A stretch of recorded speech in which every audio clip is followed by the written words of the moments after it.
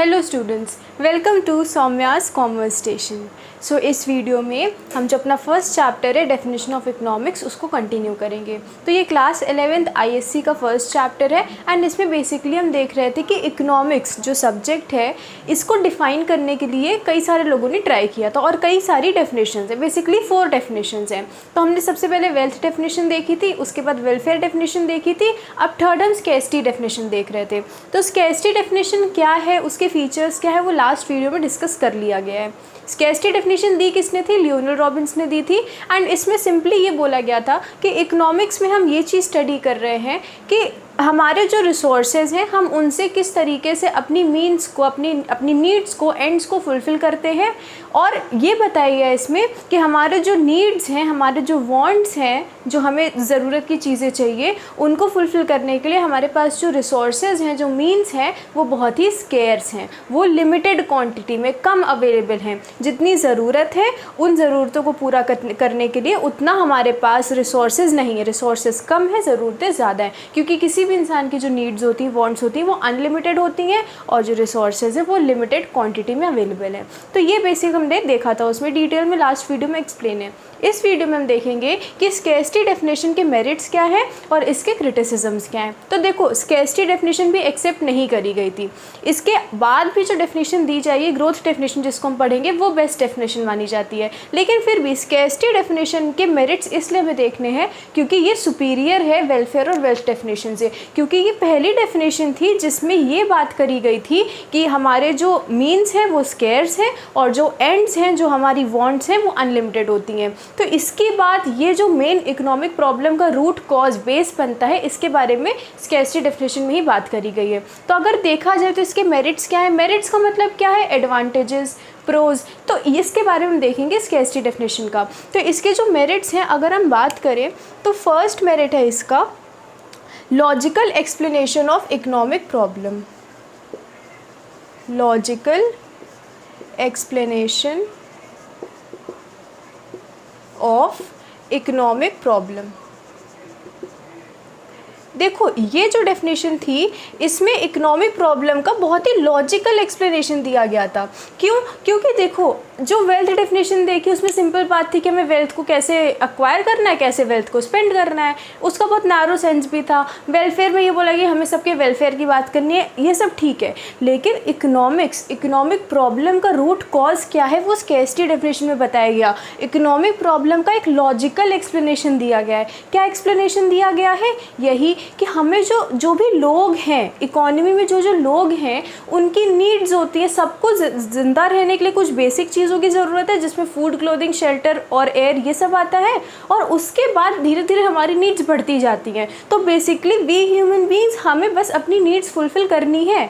आपको पहले एक ह्यूमन बींग को ज़िंदा रहने के लिए, सर्वाइव करने के लिए कुछ बेसिक नीड्स चाहिए, फिर उसकी नीड्स बढ़ती जाती हैं। तो इकोनॉमिक्स में यही है कि कैसे एक इंसान अपनी नीड्स को फुलफ़िल करने के लिए अपने रिसोर्सेज को यूज़ करता है। हम सब यही कर रहे हैं। एज एन इंडिविजुअल हम क्या कर रहे हैं, जो हमारे पास रिसोर्सेज है, जो मनी है, पैसा है, कुछ भी है, उससे हम अपनी नीड्स को फुलफ़िल कर रहे हैं। हम अपना सामान खरीद रहे हैं, हम एजुकेशन ले रहे हैं, सर्विसेज ले रहे हैं, सारी चीज़ कर रहे हैं। एज अ कंट्री अगर देखा जाए तो, या फिर एज अ बिजनेसमैन अगर देखा जाए तो वो क्या कर रहा है, वो अपने रिसोर्सेज को यूज़ कर रहा है, जो कंट्री में है उनसे गुड्स एंड सर्विसेज बना के सेल कर रहा है, उससे उसको पैसा मिल रहा है, उसकी नीड्स फुलफ़िल हो रही है, सोसाइटी के लोगों को सामान मिल रहा है, उनकी नीड्स फुलफ़िल हो रही है। हम यही कर रहे हैं और इसी काम को जो हम कर रहे हैं, अपनी नीड्स को फुलफ़िल करने वाला काम, यही बेसिक प्रॉब्लम बन जाता है इकोनॉमिक्स का। क्यों? क्योंकि नीड्स अनलिमिटेड है पर उनको फुलफ़िल करने के लिए रिसोर्सेज लिमिटेड हैं, रिसोर्सेज स्केर्स है। तो कौन सा टर्म यहाँ पर यूज़ होगा? स्केर्स। ये कीवर्ड है कि स्केर्स मीन्स है, मीन्स का मतलब क्या होता है? रिसोर्सेज। एंड अनलिमिटेड एंड्स हैं, अनलिमिटेड एंड्स। एंड्स का क्या मतलब होता है? एंड्स का मतलब होता है वांट्स, नीड्स, या हमें जो चीज़ें चाहिए। ठीक है, तो लॉजिकल एक्सप्लेनेशन इकोनॉमिक प्रॉब्लम क्यों हो रही है उसका इसी डेफिनेशन में बताया गया, ये इसकी मेरिट है। अगर हम देखें सेकेंड पॉइंट, देखो इसमें इतना ही था। सेकेंड पॉइंट था universal nature. Universal nature, universal nature का क्या मतलब है? वो चीज़ जो यूनिवर्सली एप्लीकेबल हो। ठीक है, तो जो स्कैर्सिटी डेफिनेशन में जो बात करी गई है अनलिमिटेड नीड्स की और लिमिटेड रिसोर्सेज की, ये यूनिवर्सल प्रॉब्लम है।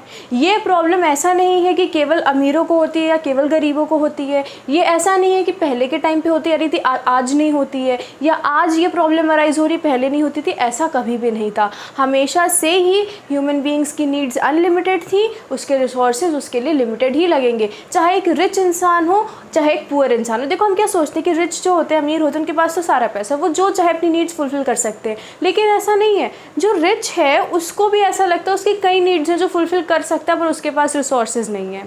देखो बहुत हाई रिच जो लोग हैं ना, उनकी भी नीड्स, उनसे अगर पूछोगे ना कि क्या वो सेटिस्फाइड है, उनकी सारी नीड्स फुलफिल हो चुकी है, तो वो नहीं बोलेंगे, उनकी सारी नीड्स फुलफिल नहीं। तो यहाँ हम कौन सी नीड्स की बात करें? इकोनॉमिक नीड्स की बात करें। नॉन इकोनॉमिक लव अफेक्शन और फैमिली, ये सारी चीज़ों की बात अभी नहीं हो रही है अभी फ़िलहाल के लिए। तो रिच हो चाहे गरीब हो, उसको हमेशा उसकी नीड्स फुलफिल करने के लिए उसके पास जो रिसोर्सेज है वो कम ही लगेंगे। इकॉनमी में भी ऐसी होता है। ट्रेडिशनल इकॉनमीज देखो, पुरानी इकॉनमी देखो, तो भी यही प्रॉब्लम थी। ऐसा नहीं है कि तब रिसोर्सेज बहुत अबंडेंट थे क्योंकि कम टाइम हुआ था हमें आए हुए इस अर्थ पे और हमने कम यूज़ किया, ऐसा नहीं है। हमेशा से ही प्रॉब्लम चली आ रही है, आज भी ये प्रॉब्लम है। चाहे बार्टर इकोनॉमी हो चाहे मनी एक्सचेंज इकोनॉमी, ये कौन सी इकोनॉमीज होती हैं?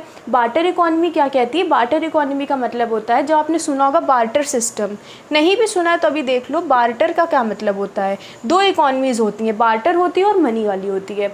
बार्टर इकोनॉमी में क्या होता है कि जैसे एक पर्सन ए है और एक पर्सन बी है। ए जो है वो खेती कर रहा है गेहूँ की, बी खेती कर रहा है फॉर एग्जाम्पल आलू की, पोटैटोज़ की। ए जो है उसको पोटैटोज़ चाहिए, बी को गेहूं चाहिए, तो क्या करेगा? ए जो है उससे बी से पोटैटोज़ ले लेगा और बी जो ए से वीट ले लेगा। तो ये क्या है, इसमें हमें अगर कोई गुड चाहिए होता है तो उसके एक्सचेंज में हम गुड देते हैं। मतलब अगर बी को वीट चाहिए तो बी जाएगा ए के पास, कहेगा आप हमको वीट दे दीजिए थोड़ा सा, उसके बदले में हम आपको पोटैटोज़ दे देंगे जो हमने ग्रो किए हैं। तो जहाँ पर गुड्स के बदले गुड्स एक्सचेंज किए जाते हैं उसको बार्टर इकोनॉमी कहते हैं। हम कौन सी इकोनॉमी में? हम मनी इकोनॉमी में है। हमें कोई चीज़ चाहिए होती है तो हम उसके बदले में पैसे देते हैं। आपको वीट चाहिए, आपको आटा चाहिए, आप शॉप जाओगे, उनसे आटा लोगे और उसके एक्सचेंज में मनी दोगे। क्या आज के टाइम पे ऐसा हो सकता है कि उसकी आप गुड्स के बदले में गुड्स लो? कर सकते हो, लेकिन वो सेल में बाइंग में नहीं आता है। ठीक है, बात ये है। तो बार्टर इकोनॉमी हो चाहे आज की मनी इकोनॉमी हो, ये प्रॉब्लम हमेशा सी थी। तो ये जो स्कैर्सिटी डेफिनेशन है ये यूनिवर्सल है। रिच हो, पुअर हो, ट्रेडिशनल हो, मॉडर्न हो, हर टाइम पे ये प्रॉब्लम स्कैर्सिटी ऑफ रिसोर्सेज की प्रॉब्लम रही थी। ठीक है, इसके बाद एक और चीज़ है रॉबिन्सन क्रूसो इकोनॉमी हो चाहे कैपिटलिस्ट इकोनॉमी। रॉबिन्सन क्रूसो क्या होता है? रॉबिन्सन क्रूसो क्या आपको बताया था कि ऐसा पर्सन है जो कि बहुत ही सबसे अलग आइसोलेशन में अकेले रह रहा है, उसको भी ये प्रॉब्लम होगी, उसकी भी नीड्स कभी फुलफिल नहीं हो पाएंगे, वो तो एकदम अलग रह रहा है, उसके पास तो और रिसोर्सेज की कमी होगी। ठीक है, तो ये बात है, यूनिवर्सल नेचर होता है इस प्रॉब्लम का जो स्कैर्सिटी डेफिनेशन में बताई गई है। उसके बाद देखते हैं थर्ड मेरिट। थर्ड मेरिट इस डेफिनेशन का है कि ये ह्यूमन साइंस की बात कर रहा है। ह्यूमन साइंस आपने पहले भी वर्ड सुना है। ह्यूमन साइंस कहाँ पर सुना था?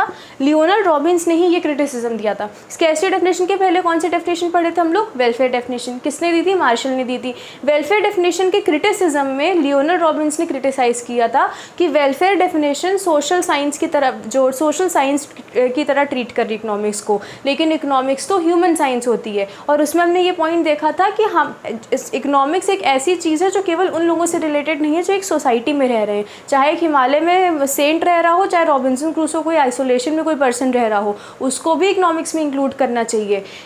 इस डेफिनेशन में लियोनार्ड रॉबिन ने जो वेलफेयर में क्रिटिसाइज़ किया था, उन्होंने इस क्रिटिसिज्म को पूरा किस में किया? अपनी स्कैर्सिटी डेफिनेशन में। क्योंकि स्कैर्सिटी डेफिनेशन की जो प्रॉब्लम आपने यूनिवर्सल वाले पॉइंट में देखा कि वो हर जगह एप्लीकेबल है, तो वही चीज़ बता रहे हैं ह्यूमन साइंस में कि क्योंकि जो इनकी डेफिनेशन है वो जिस इकोनॉमिक प्रॉब्लम की बात कर रही है स्कैर्सिटी ऑफ रिसोर्सेज की, वो एक ऐसा लॉजिक है, एक ऐसा एक्सप्लेनेशन है जो हर किसी पर एप्लीकेबल है, हर किसी पर्सन पे एप्लीकेबल है, इररिस्पेक्टिव ऑफ द फैक्ट कि वो एक सोसाइटी में रह रहा है या फिर वो आइसोलेशन में अकेले रह रहा है। तो ये इस वजह से इकोनॉमिक्स एक ह्यूमन साइंस है।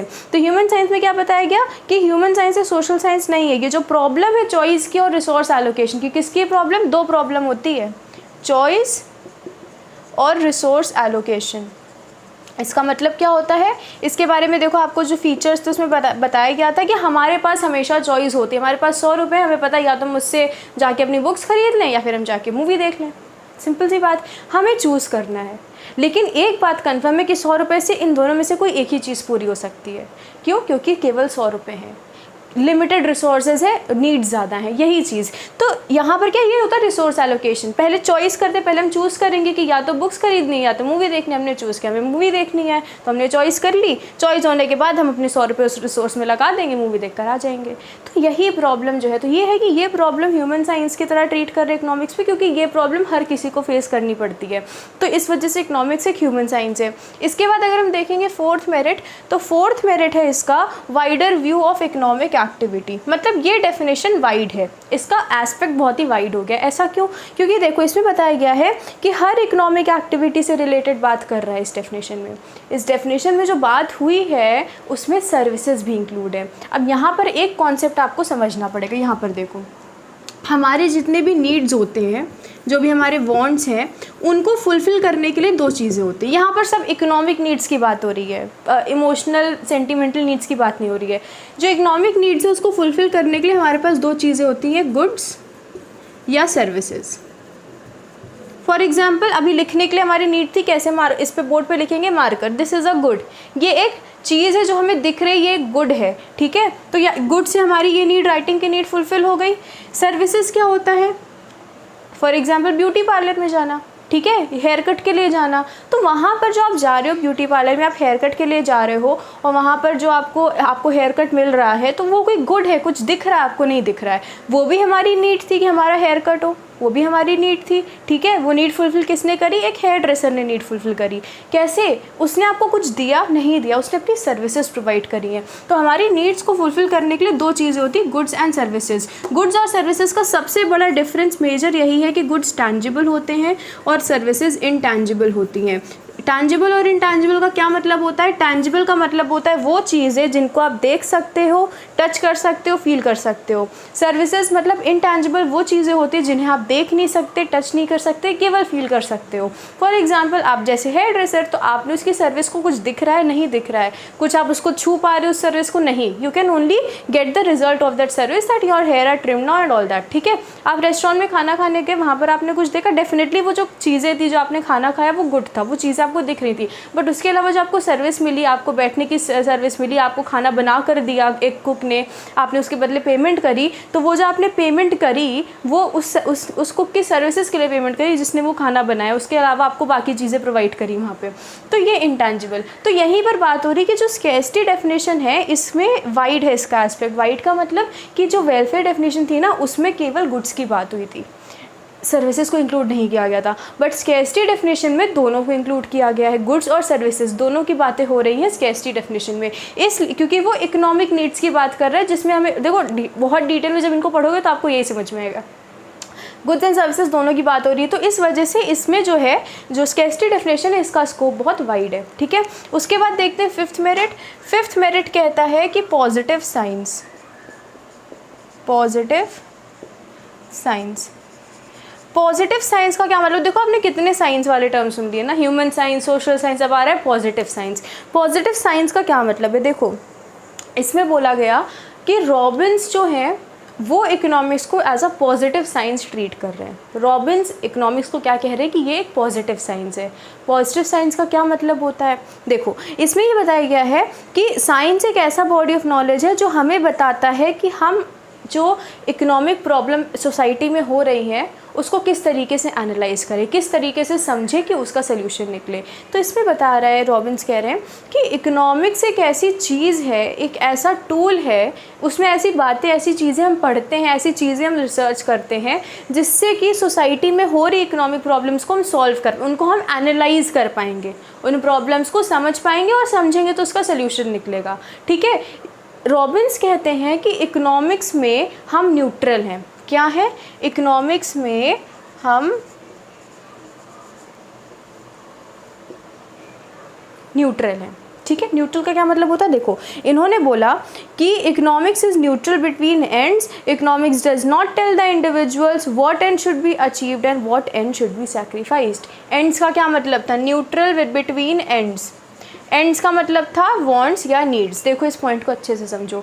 ये कह रहे हैं कि इकोनॉमिक्स जो चीज़, इकोनॉमिक्स जो सब्जेक्ट है, ये है न्यूट्रल बिटवीन एंड्स। न्यूट्रल का क्या मतलब होता है? जो किसी की साइड ना ले। न्यूट्रल वो इंसान होता है, न्यूट्रल वो चीज़ होती है which is neither positive nor negative. Neutral होता है वो चीज़, या तो एक पॉजिटिव होगी चीज़ जो एक साइड जाएगी, नेगेटिव होगी जो दूसरे साइड जाएगी। न्यूट्रल बीच में, वो किसी साइड नहीं जाती है। तो इकोनॉमिक्स को बोल रहे हैं रॉबिन्स की इकोनॉमिक्स न्यूट्रल है। न्यूट्रल किस चीज़ के रिस्पेक्ट में? वॉन्ट्स के रिस्पेक्ट में। एंड्स का क्या मतलब होता है? वॉन्ट्स। मतलब कि अगर हम एक एज एन इंडिविजुअल अपने आप को देखें तो हम ये कहेंगे कि अगर हमारी दो वॉन्ट्स हैं, हमें बुक्स भी खरीदनी है और हमें पार्टी करने भी जाना है, ठीक है, तो ये रॉबिन्स कहते हैं कि इकोनॉमिक्स आपको ये नहीं बताएगा कि आप बुक्स खरीदो या पार्टी करो। इकोनॉमिक्स किसी भी एंड की साइड नहीं लेता है। इकोनॉमिक्स न्यूट्रल है। इकोनॉमिक्स में आपको ये नहीं बताया जाएगा कि आपको बुक्स खरीदनी है या आपको पार्टी करना चाहिए। इकोनॉमिक्स क्या बताएगा? इकोनॉमिक्स जो केवल हमें एनलाइटन करेगा कि हम एक रैशनल डिसीजन लें। इकोनॉमिक्स में कभी भी हम एंड्स की साइड नहीं लेते हैं कि हमारे पास जो रिसोर्सेज हैं उन रिसोर्सेज को हमें ए ऑप्शन में लगाना है या बी ऑप्शन में लगाना है, ठीक है। ए नीड को फुलफिल करने के लिए गुड्स एंड सर्विसेज बनाने या बी नीड को फुलफिल करने के लिए। इकोनॉमिक्स केवल हमें एनलाइटन करते हैं। इकोनॉमिक्स पढ़ के हमें ये खुद ही से समझ आ जाता है, खुद ही से हम उस रैशनल डिसीजन जो हम सोच समझ कर लेते हैं, इमोशनल होकर नहीं लेते हैं। तो इकोनॉमिक्स एक ऐसा सब्जेक्ट है जो इंडिविजुअल को, सोसाइटी को, किसी को भी लेके चलो, वो एनलाइटन करता है, वो बुद्धि दे देता है कि आपको जो है जो अल्टरनेटिव रिसोर्सेज है कौन सा एंड चूज़ करना है। पर इकोनॉमिक्स ये नहीं बताता है कि कौन सा एंड प्रेफरेबल है। वो न्यूट्रल है, वो केवल आपको दिमाग दे देगा कि आपको डिसाइड करना है कौन सा एंड्स आपको चूज़ करने, कौन से एंड के लिए आपको रिसोर्सेज अपने लगाने हैं। ये बात कहते हैं इकोनॉमिक्स। तो ये किसने बोला? रॉबिन्स ने कहा कि इकोनॉमिक्स एक पॉजिटिव साइंस है क्योंकि वो कभी भी एंड्स को लेकर न्यूट्रल है। वो ये नहीं बताती कि एंड ए आपको वांट, एंड का मतलब वांट होता है, नीड ए आपको फुलफिल करनी है या नीड बी आपको फुलफिल करनी है। वो न्यूट्रल है। इकोनॉमिक्स से कि आपको खुद ही एनलाइटनमेंट हो गया, आपको खुद ही पता चलेगा कि कहाँ पर आपको अपने रिसोर्सेज लगाने हैं, कौन सी नीड को फुलफिल करना है। ये बात इन्होंने बोली थी इसके एसटी डेफिनेशन में। तो ये सारे इसके मेरिट्स हैं। क्या मेरिट्स आपने देखे? लॉजिकल एक्सप्लेनेशन दिया क्योंकि स्कैरसिटी की प्रॉब्लम के बारे में सबसे पहले इन्होंने बात करी। यूनिवर्सल नेचर क्यों? क्योंकि हर टाइप की इकॉनमी में ये चलता है। यही प्रॉब्लम, स्कैरसिटी की प्रॉब्लम हर इकॉनमी में हमेशा से आज तक, रिच हो पुअर हो, सब में आती है। ह्यूमन साइंस क्योंकि इसमें हम जो है किसी एक पर्टिकुलर को नहीं लेकर चलते हैं, या किसी ऐसा नहीं कहते कि केवल सोसाइटी के लोगों को ये प्रॉब्लम होती है। चाहे कोई पर्सन आइसोलेशन में रह रहा हो उसको भी ये प्रॉब्लम फेस करनी पड़ेगी। वाइड क्यों? वाइड इसलिए क्योंकि tangible and intangible goods and services दोनों को कंसिडर किया जाता है इस डेफिनेशन में। पॉजिटिव साइंस क्योंकि इकोनॉमिक्स जो है न्यूट्रल है वॉन्ट्स के बीच में। वो ये नहीं बताएगा इंसान को कि कौन सी नीड आपको फुलफिल करनी है, वो केवल आपको दिमाग दे देता है। इकोनॉमिक्स से आपको ये समझ आ जाती है। ये बात इन्होंने करी थी रॉबिन्स ने। अब लेकिन ये बात है कि इनकी इस डेफिनेशन के भी कई सारे क्रिटिसिजम्स थे, ठीक है, क्योंकि जब इनकी डेफिनेशन को लगा कि इस डेफिनेशन में भी कुछ प्रॉब्लम्स है और फिर उन प्रॉब्लम्स को फुलफिल किस में किया गया जो हम लास्ट डेफिनेशन पढ़ेंगे, ग्रोथ डेफिनेशन। तो क्रिटिसिजम्स देख लेते हैं। क्रिटिसिजम्स का मतलब क्या है? जो लोगों ने कहा कि भाई डेफिनेशन में तो ये गलतियां हैं, ऐसा तो नहीं होता है, ठीक है, यही क्रिटिसिज्म होता है। तो फर्स्ट क्रिटिसिज्म था नैरो व्यू ऑफ इकोनॉमिक्स। अब देखो फर्स्ट क्रिटिसिज्म क्या आ गया? Narrow view. यहाँ तो हमने देखा वाइड है, वाइड तो वेलफेयर के रिस्पेक्ट में है, पर जब लोगों ने एनालाइज किया तो उन्होंने कहा कि इसका आपने सब्जेक्ट मैटर तो बहुत ही नैरो कर दिया। ऐसा क्यों बोला गया? देखो जो ये लास्ट वाला पॉइंट हमने देखा पॉजिटिव साइंस का, इसी का क्रिटिसिज्म है ये नैरो। क्यों? क्योंकि देखो इन्होंने बोला कि इकोनॉमिक्स को आप पॉजिटिव साइंस कहते हो। मतलब जो क्रिटिक हैं उन्होंने इनसे ऐसे बोला नहीं था, बातचीत नहीं करी थी, क्रिटिसिज्म दिया गया था।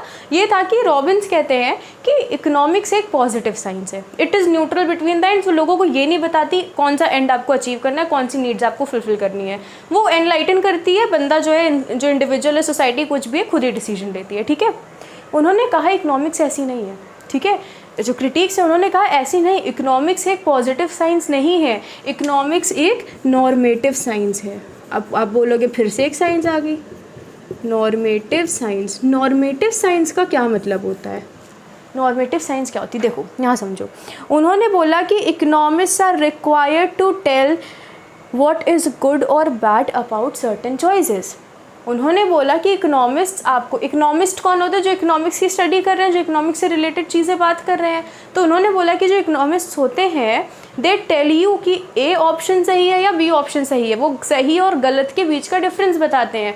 एक कंट्री के पास बहुत सारे पैसे हैं और उस कंट्री को बहुत रिसोर्सेज हैं, उस रिसोर्सेज से उस कंट्री के पास दो ऑप्शन है, या तो फूड या तो एग्रीकल्चर खाना उगाए या फिर वेपन्स बनाए अपने कंट्री को जो है दूसरे देश पर अटैक करने के लिए। और उसे पता है कि उस देश में अभी जो है लोग बहुत भुखमरी से लोग मर रहे हैं। तो एक रैशनल जो डिसीजन लेगा इंसान, देखो डिसीजन दोनों तरीके से रैशनल हो सकते हैं। अगर वो जो पार्टी है, गवर्नमेंट है, जो भी है, अगर डेमोक्रेसी है उस इकॉनमी में, गवर्नमेंट रूलिंग पार्टी कोई है और उसने डिसीजन लिया कि भाई हम तो इससे गन्स बनाएंगे, हमें ये सही लग रहा है, ठीक है, उसमें क्या बोलोगे? आपको रैशनल डिसीजन लेने के लिए इकोनॉमिक्स एनलाइटन कर रही है। हम तो इस पैसे से केवल अपने वेपन्स बनाएंगे और वेपन बना के हम दूसरे देशों पे आक्रमण करेंगे, हमारे देश के लोगों को मरने दो, ठीक है। तो ऐसा नहीं हो सकता है, ठीक है। इकोनॉमिक्स बताएंगे, देखो ये डिसीजन तो डेफिनेटली नहीं लिया जाता है, वो अलग टाइप के डिसीजंस होते हैं जो एक लार्ज लेवल पे, मैक्रो लेवल पर लिए जाते हैं। ये एक एग्जांपल के लिए था कि इकोनॉमिक्स आपको सही और गलत के बीच में बताएंगे कि कैसे रिसोर्सेज को आपको यूज़ करना है,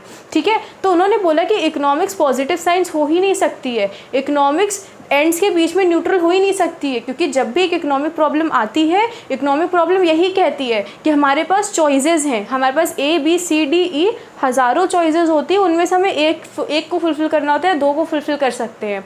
तो ऐसे करने में हम क्या करेंगे, इकोनॉमिक्स बताएंगे कि सबसे बेटर चॉइस, सबसे बेस्ट चॉइस क्या है, और ये चॉइस कैसे करेंगे आप आगे भी पढ़ोगे, ठीक है। बहुत सारी चॉइसेस होती हैं और इकोनॉमिक्स है वही हमें बताता है कि सही चॉइस क्या रहेगी और गलत चॉइस क्या रहेगी, या आप आगे समझोगे। तो इकोनॉमिक्स तो बता रही है कि हमें कौन सी चीज़ को चूज़ करना है, ए को या बी को। आप कैसे कह सकते हो कि वो तो न्यूट्रल है, वो नहीं बता रही। इकोनॉमिक्स बताता है कि क्या सही है क्या गलत है, ठीक है। तो वही उन्होंने बोला कि इकोनॉमिक्स का व्यू आपने बहुत ही नैरो कर दिया है कि वो neutral between the ends, it tells you what is good and what is bad. तो इसलिए इकोनॉमिक्स क्या है, एक नॉर्मेटिव साइंस है, ठीक है। सोशल साइंस से शुरू हुआ था, सोशल साइंस से ह्यूमन साइंस आई, ह्यूमन साइंस से पॉजिटिव साइंस से नॉर्मेटिव साइंस अब बनने लगी, ठीक है। तो यही इसमें बात की गई। पॉजिटिव साइंस कहते हैं, पॉजिटिव साइंस बात करता है व्हाट इज़, क्या है, मतलब ये है A B C D इतने ऑप्शन है, आप डिसाइड कर लो।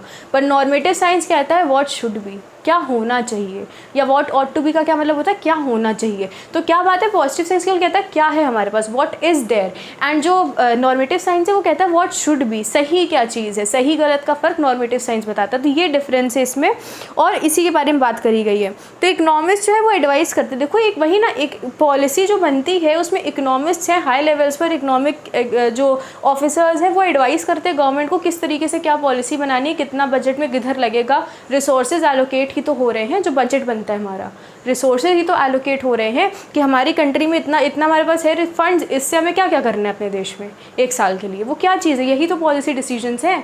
क्योंकि पैसे कम हैं, नीड ज़्यादा है, चीज़ें हमें ज़्यादा फुलफ़िल करनी, पर जो फंड्स है, रिसोर्सेज है, वो कम है हमारे पास, ठीक है। इसीलिए डिसीजन लेना होता है। और इकोनॉमिक्स हमें बताते हैं कि A चूज़ करो या B चूज़ करो या C या D क्या चूज़ करना है। तो इसलिए ये क्रिटिसिज्म था कि पॉजिटिव साइंस तो हो नहीं सकती, क्योंकि इकोनॉमिक्स बताती है हमको सही क्या है गलत क्या है, ठीक है। और चॉइस करने में बताती है कि कौन सी चॉइस बेटर रहेगी। सेकेंड है इसका क्रिटिसिज्म, रेस्ट्रिक्टेड सब्जेक्ट मैटर। अब आप बोलोगे ये पॉइंट तो ऊपर वाले से सेम है, ठीक है, रेस्ट्रिक्टेड सब्जेक्ट मैटर।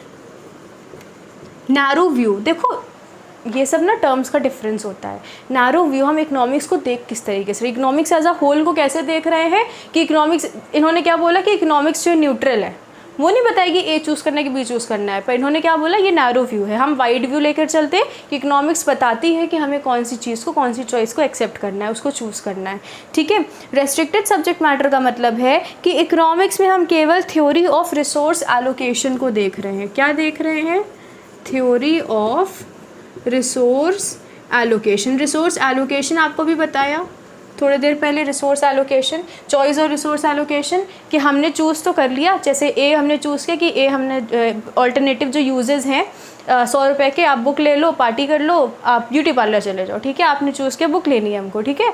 तो अब आप बुक लेने के लिए रिसोर्सेज को लगाओगे वहाँ पर।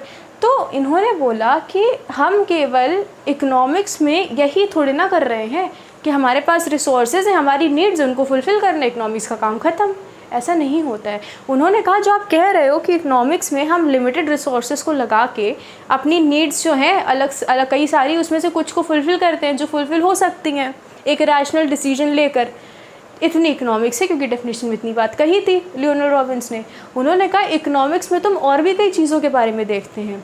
इकोनॉमिक्स में हम कंट्री में अनएम्प्लॉयमेंट की प्रॉब्लम को भी देख रहे हैं, हम इकोनॉमिक ग्रो कैसे करेगी उसको भी देख रहे हैं, ठीक है, उसके बारे में भी हमको देखना है। क्योंकि इकोनॉमिक्स जो केवल सब्जेक्ट में हम कंट्री की प्रॉपर जो पावर्टी है, कंट्री का डेवलपमेंट है, कंट्री में अनएम्प्लॉयमेंट कितनी है, इन सारी चीज़ों को लेकर चलते हैं, इन सारी चीज़ों के बारे में पढ़ते हैं। तो अगर आपने जो डेफिनेशन दी है स्केर्स मीन्स वाली और अनलिमिटेड एंड्स वाली, उसमें फिर आप उन अनएम्प्लॉयमेंट, पावर्टी, ग्रोथ इसको तो लाओगे नहीं बीच में, क्योंकि आपने तो इसको रेस्ट्रिक्ट कर दिया कि केवल हमें रिसोर्स एलोकेशन के बारे में देखना है।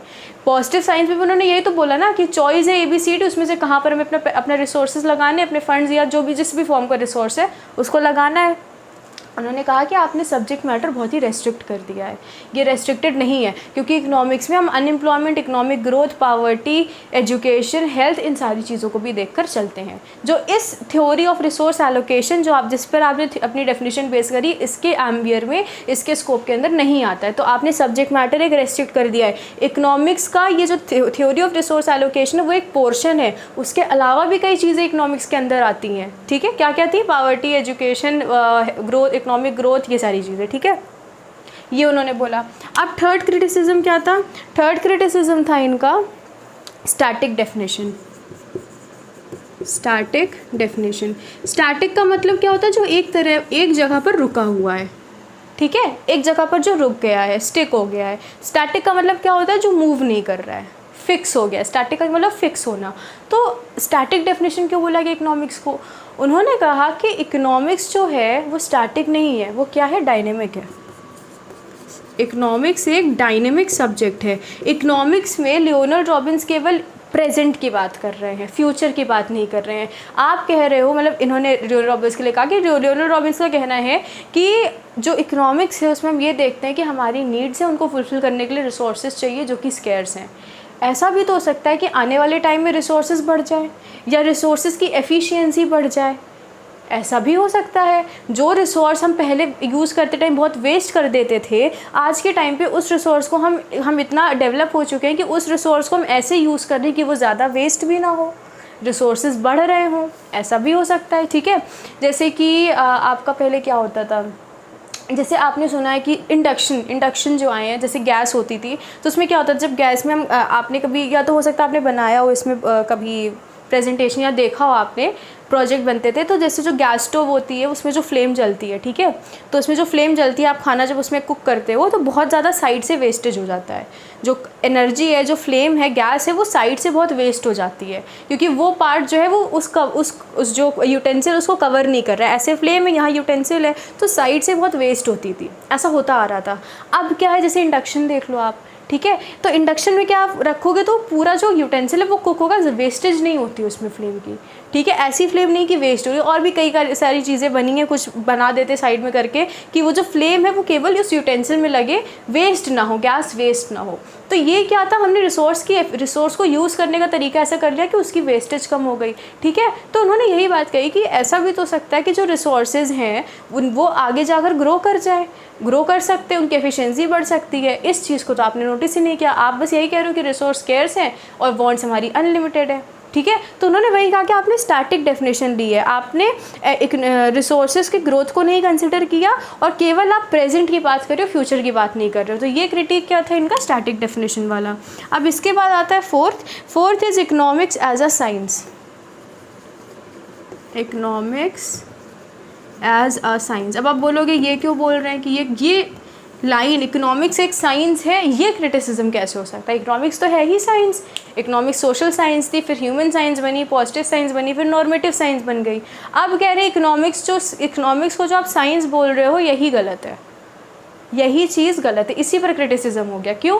उन्होंने बोला इकोनॉमिक्स केवल साइंस नहीं है जो आपने कॉमर्स में पढ़ा है। कॉमर्स में क्या अक्सर अकाउंटेंसी आपने देखा था, चैप्टर था क्लास 9th में आपका, accountancy is a science and art.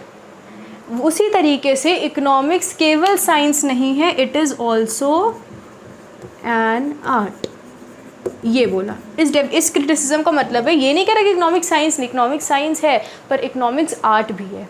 ये क्रिटिसिज्म दिया। तो इन्होंने बोला कि लियोनार्डो रॉबिन्स ने इकोनॉमिक्स को केवल साइंस की तरह ट्रीट किया है। उन्होंने ये बोला ही नहीं, ये कहा ही नहीं कि इकोनॉमिक्स एक आर्ट भी होती है। ठीक है, इकोनॉमिक्स जो देखो, इकोनॉमिक्स में आगे पढ़ोगे तो इसके लॉज होते हैं, law of demand, law of supply, इसमें ग्राफ्स बनते हैं, इसमें प्रिंसिपल्स होते हैं जो यूनिवर्सली एक्सेप्टेड चीज़ें हैं। पैसा आपके प्रोडक्ट का बढ़ेगा तो उसकी डिमांड कम हो जाएगी। ठीक है, पैसा सस्ता होगा, डिमांड बढ़ जाएगी। ठीक है, ये चीज़ नॉर्मल है। अगर सस्ती चीज़ होगी तो लोग ज़्यादा उसको वो कर लेंगे। अगर डिमांड ज़्यादा होगी, डिमांड ज़्यादा हो गई लोगों की, कि जैसे कि जो लोग हैं वो ज़्यादा डिमांड करने लगे, तो वो जो बिजनेसमैन है उसका प्राइस बढ़ा देगा। उसको पता है ये लोग तो खरीदेंगे ही मेरा सामान, डिमांड बढ़ गई है, पैसा बढ़ा देगा। तो ये कुछ चीज़ है जो यूनिवर्सली चीज़ है। तो ये इकोनॉमिक्स का साइंस वाला पार्ट है। लेकिन कैसे उस इकोनॉमी में चलना है, आपको कैसे डिसीजंस लेने हैं, ये आपकी मेंटल थिंकिंग पर, आपके दिमाग पर, आपकी स्किल्स पर डिपेंड करता है। पढ़ते सब इकोनॉमिक्स में पर सारे इकोनॉमिक्स बन नहीं जाते हैं। ठीक है, तो वही चीज़ इसमें उन्होंने बोली कि इकोनॉमिक्स केवल साइंस नहीं होती है, इकोनॉमिक्स एक साइंस भी है और साइंस के साथ साथ आर्ट भी है। क्योंकि आपने तो केवल बोला कि ये प्रॉपर साइंस है केवल, और साइंस का क्या मतलब होता है कि केवल हमें इकोनॉमिक्स के लॉज बनाने हैं, पर ऐसा नहीं है। जो इकोनॉमिस्ट्स होते हैं आजकल, उन्हें इकोनॉमिक प्रॉब्लम्स का सल्यूशन भी निकालना होता है। ठीक है, tool makers and tool users, economics की प्रॉब्लम को सॉल्व करने के लिए कई सारे टूल बनाए गए, मतलब कई सारे चीज़ें बनाए गए जो आप 12th क्लास में पढ़ोगे, कैसे इकोनॉमिक प्रॉब्लम्स के साथ हमें डील करना है। तो हमने वो मेथड बना दिया, वो तरीका बना दिया प्रॉब्लम को सॉल्व करने का, केवल ये साइंस वाला एस्पेक्ट हो गया। लेकिन उसके बाद एक रियल इकोनॉमी में रियल डेटा, रियल फिगर्स के साथ उस टूल को अप्लाई करके सही इकोनॉमिक डिसीजन लेना जो इकोनॉमिस्ट करता है, ये एक आर्ट है, ये एक स्किल है। जैसे अकाउंटेंसी में था, अकाउंटेंसी के लॉज, प्रिंसिपल सब बने हुए हैं कि ये क्रेडिट होगा, ये डेबिट ही होगा, ये कैपिटल है, ये लायबिलिटी है, ये जो भी चीज़ है। ठीक है, लेकिन जब उसको आप अप्लाई करोगे एक रियल बिजनेस में, वहाँ पर आपकी स्किल्स काम आएगी। इसलिए बुक कीपिंग का काम हर कोई कर सकता है, पर अकाउंटेंसी सब नहीं कर सकते। It is a work of skill, it is a work of practice. तो ये चीज़ क्या है, ये हमारे प्रैक्टिस से आती है। इकोनॉमिक्स के टूल्स बनाना बन गए, उनको यूज़ कैसे करना है, स्किल है, एक आर्ट है जो प्रैक्टिस के बाद आती है। तो उन्होंने वही बोला कि आप इकोनॉमिक्स को केवल साइंस बोल रहे हो, यही गलत है। इकोनॉमिक्स एक आर्ट भी होती है। उसके बाद देखते 5th क्रिटिसिज्म। 5th कहता है economic problem may not always arise from scarcity. क्या कह रहा है कि जो इकोनॉमिक प्रॉब्लम है, ईपी मतलब economic problem, may not always arise from scarcity. देखो लियोनल ने क्या बोला, लियोनार्डो रॉबिन्स ने, कि जो इकोनॉमिक प्रॉब्लम है वो क्यों हो रही है, क्योंकि रिसोर्सेज स्केर्स है, वांट्स हमारी अनलिमिटेड है। ठीक है, यही उन्होंने बोला, रिसोर्सेज लिमिटेड है, वांट्स अनलिमिटेड है। लेकिन इन्होंने बोला कि इकोनॉमिक प्रॉब्लम हमेशा स्केर्सिटी से नहीं आती है, किसी चीज़ की कमी से हमेशा इकोनॉमिक प्रॉब्लम नहीं आती है। कई बार किसी चीज़ के एक्सेस होने पर भी इकोनॉमिक प्रॉब्लम आ सकती है। कैसे? Great depression. ग्रेट डिप्रेशन क्या है, अभी आप लोग में भी कुछ लोगों ने पढ़ा हो, कुछ को नहीं पता हो। ग्रेट डिप्रेशन जो हुआ था 1930s में, देखो इसमें क्या हुआ था ना कि आपको पता है वर्ल्ड वॉर हुई थी 1914 से 1917 ऐसे करके कुछ थी। 1914 से स्टार्ट हुई थी वर्ल्ड वॉर 1, तो वर्ल्ड वॉर हुई थी, वर्ल्ड वॉर 2 हुई थी। ठीक है, आई थिंक 1914 से 1918 वर्ल्ड वॉर 1 थी। तो वर्ल्ड वॉर जब हुई थी, एक दिन का काम नहीं था, कई साल तक चली थी, कई साल पहले से प्लानिंग हो रही थी, हुई थी। उसके बाद सेकेंड वर्ल्ड वॉर हुई थी, उसके भी रिपरकशंस थे बहुत, उसके बहुत ज़्यादा लोगों को झेलने पड़े थे। उस टाइम जो इकोनॉमिक प्रॉब्लम आई थी वो इसलिए नहीं आई थी कि रिसोर्सेज स्केर्स थे, वो इसलिए थे क्योंकि ओवर प्रोडक्शन हुआ था। किसका? वेपन्स का। वॉर हुई थी, जितनी कंट्रीज़ इन्वॉल्व थी उन्होंने अपने सारे रिसोर्सेज को केवल मिलिट्री वेपन्स लगाने में, उनके ग्रोथ में, उनको बनाने में लगा दिया। लोगों के बारे में नहीं सोचा, जिससे लोगों को बहुत ज़्यादा प्रॉब्लम्स झेलनी पड़ी थी। खाना नहीं होता था, फूड नहीं होता था, क्योंकि कंट्री ने रिसोर्सेज से तो सारी मिलिट्री बना ली, अपनी मशीन्स बना ली, गन्स बना ली और टैंक्स बना लिए जो कि वॉर्स में यूज़ हुए थे। ठीक है, तो ओवर जो प्रोडक्शन हुआ उन चीज़ों का, वो भी तो बनाई ना किसी ने, किसी इंडस्ट्री ने, किसी ने बनाई थी। और उस टाइम पे यूएसए फ्लरिश किया था बहुत ज़्यादा। अमेरिका जो था वो फ्लरिश किया था, क्यों? क्योंकि जो जितना भी वेपन वाला था ना वो सब वही था, उसने ही बनाए थे सारे मिलिट्री वेपन। उस टाइम बहुत ज़्यादा डिमांड थी। अगर कोई कंट्री नहीं प्रोड्यूस करी तो वो खरीदने में लगाएगी अपना पैसा। जो भी देश का पैसा है जो टैक्स से मिल रहा है, किसी भी तरीके से मिल रहा है, उससे कंट्रीज़ क्या करती थी? यूएसए से खरीद रही है मिलिट्री वेपन्स, खुद अपने कंट्री में बना रही हैं। वो पैसा जो लगना चाहिए था लोगों की ग्रोथ में, उनके खाने पीने के लिए, उनको एजुकेशन हेल्थ के लिए, वहाँ नहीं लग रहा था। तो इससे इकोनॉमिक प्रॉब्लम आई थी। तो हमेशा किसी चीज़ की कमी से इकोनॉमिक प्रॉब्लम नहीं अराइज होती है। कई बार ओवर प्रोडक्शन, जैसे ग्रेट डिप्रेशन में जो हुआ था, over production of the military weapons and all that, उसकी वजह से भी इकोनॉमिक प्रॉब्लम आ सकती है। तो ये उन्होंने क्रिटिसिज्म दिया लियोनेल रॉबिन्स की डेफिनेशन का। So these were the merits and criticisms of the definition, scarcity definition which was given by Lionel Robins. Lionel robin ने तो दी थी डेफिनेशन, क्रिटिसिज्म जनरल, यहाँ किसी पर्टिकुलर का नाम नहीं मेंशन है। इसके बाद आएगी लास्ट डेफिनेशन, ग्रोथ डेफिनेशन, जो सैमुअल्सन ने दी थी। अब वो बेस्ट डेफिनेशन मानी जाती है, लेकिन फिर भी आज के भी टाइम पे इकोनॉमिक्स की कोई यूनिवर्सली एक्सेप्टेड डेफिनेशन नहीं है। इकोनॉमिक्स को आज भी डिफाइन नहीं किया जा सकता है, वो सब हम लोग देखेंगे आगे। Till then you all study hard, take care of yourself. कुछ भी डाउट्स हो, कुछ भी हो तो आप नीचे कमेंट करके पूछ सकते हो। टेलीग्राम पे नोट्स अपलोड हो जाएंगे, टेलीग्राम चैनल ज्वाइन कर लो and take care of yourself and all the best.